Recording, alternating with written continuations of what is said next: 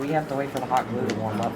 Our school has adopted a new CTE pathway, which is basically the first course is called Foundations of Manufacturing. And then after that, we have the different levels of advanced robotics and automation classes. As we start with basic shop safety rules, then we get into the different types of engineering. So like this is an example of civil engineering.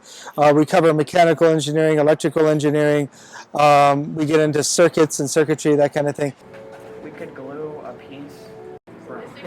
Stop moving it. Doing the hands-on work, like the bridge and then the paper tower, that's what we did so far.